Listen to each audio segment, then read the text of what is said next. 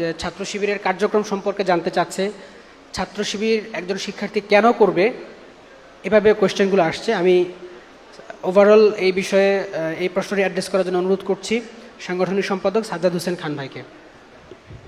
বিসমিল্লাহির রহমানির রহিম। আমার কাছে মনে হয় যে শিক্ষার্থীদের জন্য, ছাত্রদের জন্য করার মতো কোনো ছাত্র সংগঠন যদি থাকে সেটা হচ্ছে একমাত্র বাংলাদেশ ইসলামী ছাত্র শিবির। কেন? কারণ হচ্ছে আপনি যখন ছাত্র সংগঠন করছেন তাহলে আপনাকে প্যারালালি দুইটা জিনিস বজায় রাখতে হবে, যে আপনি একজন ছাত্র, পাশাপাশি আপনি সেই সংগঠন করছেন। কিন্তু দুর্ভাগ্যজনকভাবে সত্য, শিবির ছাড়া এমন কোনো সংগঠন আপনি দেখাইতে পারবেন না যেই সংগঠনে একই সাথে ছাত্র থাকা যায় এবং একই সাথে ওই সংগঠনের নেতা বা কর্মী হওয়া যায়। আমরা বিশ্ববিদ্যালয়ে ভর্তি হয়ে দেখেছি, যেই ভাইটা থার্ড ইয়ারে পড়তেন, আমরা মাস্টার শেষ করে ফেলছি, তিনি এখনও থার্ড ইয়ারের অনার্স শেষ করতে পারেন নাই। ফলে শিবির ছাড়া অন্যান্য যত সংগঠন আছে প্রত্যেকটা সংগঠনের সাথেই এই ছাত্রত্বের সম্পর্ক হচ্ছে ব্যস্তানুপাতিক। ফলে ছাত্রদের জন্য করার মতো একটা সংগঠনই আছে, সেটা হচ্ছে শিবির। দ্বিতীয় কথা হচ্ছে, শিবির একটা ইডিওলজিক্যাল সংগঠন, তার নির্দিষ্ট ফিলোসফি আছে, সে নির্দিষ্ট কিছু আদর্শের কথা বলে, সে আদর্শ হচ্ছে ইসলামের কথা বলে। আপনি যদি সেই আদর্শের সাথে একমত হন, আপনি সেই আদর্শের সাথে একমত হয়ে যদি শিবির করতে চান, তাহলে শিবির আপনাকে বেশ কিছু কাজ করবে, আপনাকে ট্রেন আপ করবে। কিভাবে ট্রেন আপ করবে? আপনাকে ইন্টেলেকচুয়ালি ট্রেন আপ করবে, স্পিরিচুয়ালি ট্রেন আপ করবে, ফিজিক্যালি ট্রেন আপ করবে।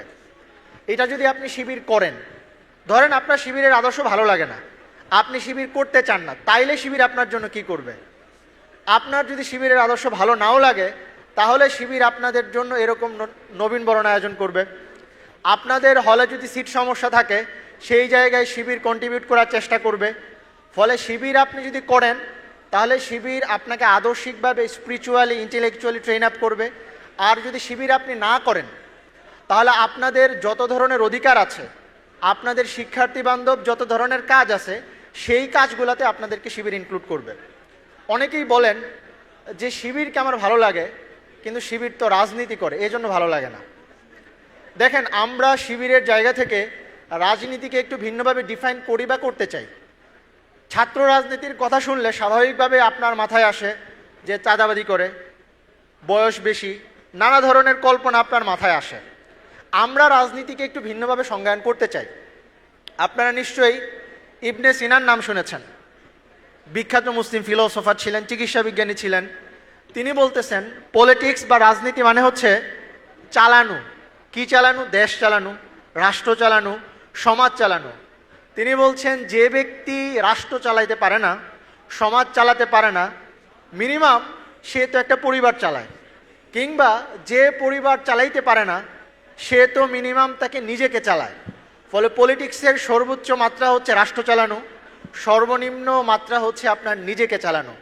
শিবির আপনাকে নিজেকে চালানো থেকে শুরু করে রাষ্ট্র চালানো পর্যন্ত এই কমপ্লিট প্যাকেজ শেখায়, এবং সেটাকেও সততা, নৈতিকতা এবং দক্ষতার সাথে শেখায়। ফলে আমি মনে করি শিবির ছাড়া ছাত্রদের জন্য করার মতো আর কোনো সংগঠন নেই। ধন্যবাদ সবাই। শুধু হেলায় খেলায় যেন কেটে না যায় সম্ভাবনার ক্ষণ।